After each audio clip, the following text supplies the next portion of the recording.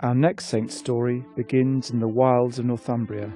A young man worked in the hills guarding sheep, keeping them safe from wolves and poachers. One night something amazing happened, and his life changed forever. The young man's name was Cuthbert.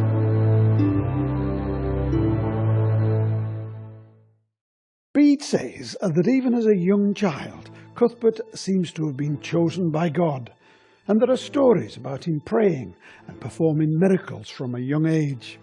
Maybe he always planned to become a monk, but it was what happened up there in the Cheviot Hills that properly convinced him. Cuthbert had been looking after sheep for several summers before it happened. One night, after the other men had gone to sleep, Cuthbert saw a light in the sky. The light got brighter, and then he saw angels, and they were carrying a body up into the sky. Well, the next day, Cuthbert found out that Aidan had died.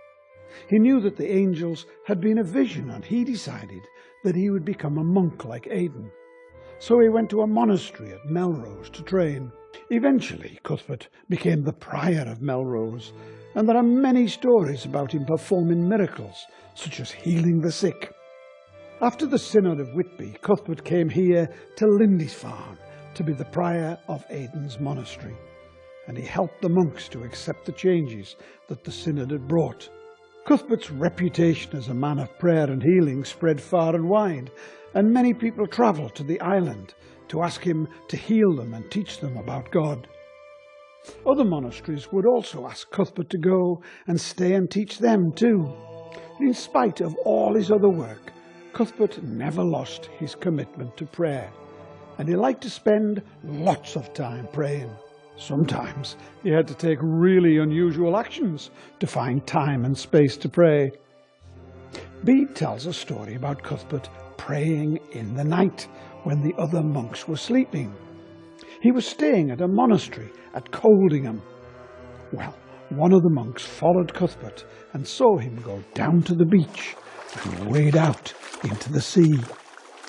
He didn't just walk a few feet into the water like I have, because he was much braver than me, and he waded way out until the water came right up to his neck, and he stayed there all night saying his prayers. He must have been freezing. It's cold enough today. And in the morning, in the dawn, he came back out onto the beach to dry himself. He didn't have a towel, not like I have, but amazingly, the young monk who was watching him saw two otters come up out of the water and dry him with their fur and warm him with their breath. Of course, the monk had to confess that he'd been spying, and he had to promise not to tell anybody until after Cuthbert had died.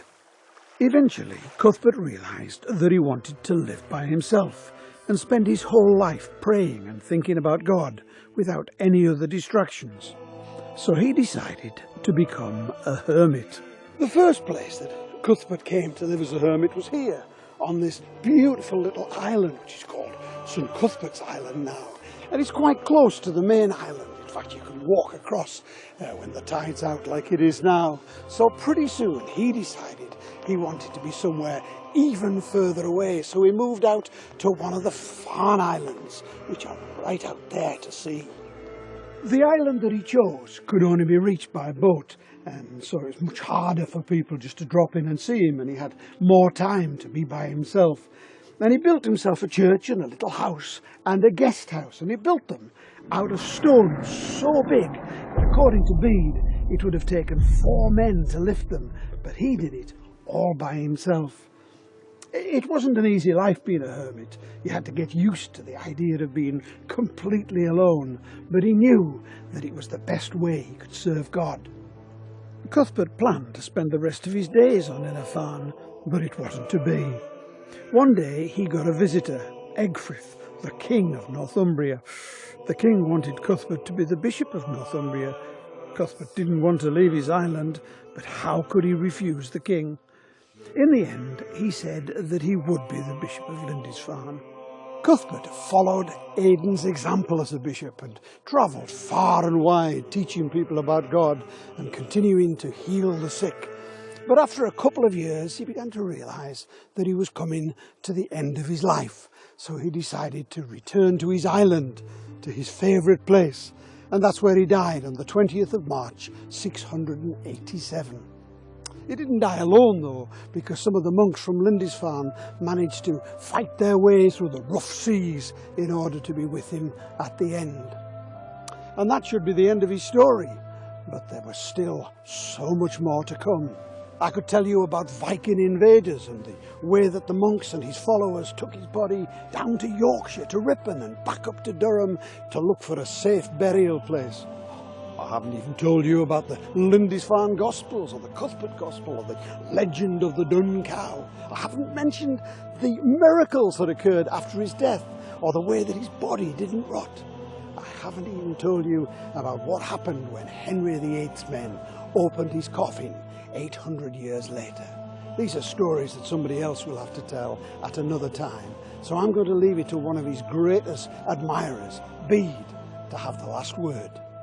Cuthbert was a great teacher, a monk who cared for others and for the world around him, someone who had the gift of prophecy and healing, a person who could perform miracles, a man of prayer.